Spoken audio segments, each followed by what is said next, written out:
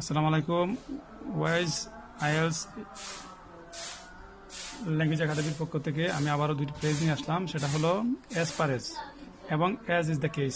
দুইটির ব্যবহার এভাবে আমি ব্যাখ্যা করতেছি, যেটি হলো যে অ্যাজ পার এজ কখন ইউজ হয়, মানে বেশিরভাগ ক্ষেত্রে অ্যাডভান্স লেভেলের রিডিংগুলোতে এবং এই অ্যাডভান্স লেভেলের লিসেনিংগুলোতে, যেটার অর্থ হলো এই যে অ্যাজ পার এজ আই, মানে বেশিরভাগ ইউজ হয় এইভাবে যে as per as I concern, অথবা এটার এইভাবে হইতে পারে অ্যাজ পার এজ সামন অর সামথিং ইজ কনসার্ন। অর্থাৎ সামন অর্থাৎ সামন বোঝালে যেমন অ্যাজ পার এজ আই, সামানের জায়গায় আমি বা সে হতে পারে, দে হতে পারে, সামথিং কোনো জিনিস হতে পারে। তাহলে as per as I concern, আমি যতদূর জানি everything he say is wrong, false or truth.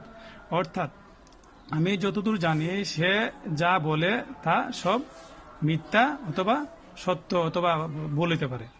এটা এইভাবে ইউজ হয়। As per as I concern এর মূল অর্থ হলো আমি যতদূর জানি, ঠিক আছে, অথবা আমি যতদূর অবগত।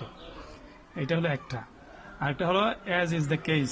অ্যাজ ইজ দ্য কেস, এটা সচরাচর অনেকে বুঝবে যে এটি হলো বিষয়, যা হলো একটা বিষয়, কিন্তু আসলে তা না। এটার অন্তরালে মানে মূল বিষয়টা হলো এটার এই যে আমি সিনোনিম হিসেবে ব্যবহার করছি, in the same way that it happens.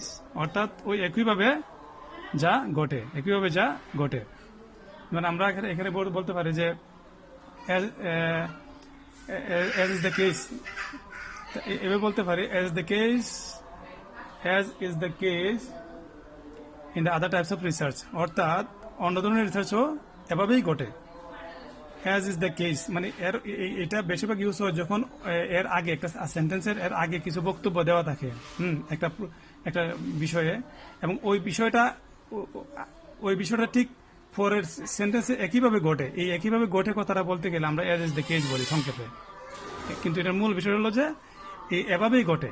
যেমন as is the case in another type of study, যেমন অন্য ধরনের গবেষণার ক্ষেত্রেও এই একইভাবে এটা ঘটে। এটাই হচ্ছে মেন বিষয়। এই দুইটা, তাহলে আমি এখানে শেষ করলাম। আসসালামু আলাইকুম।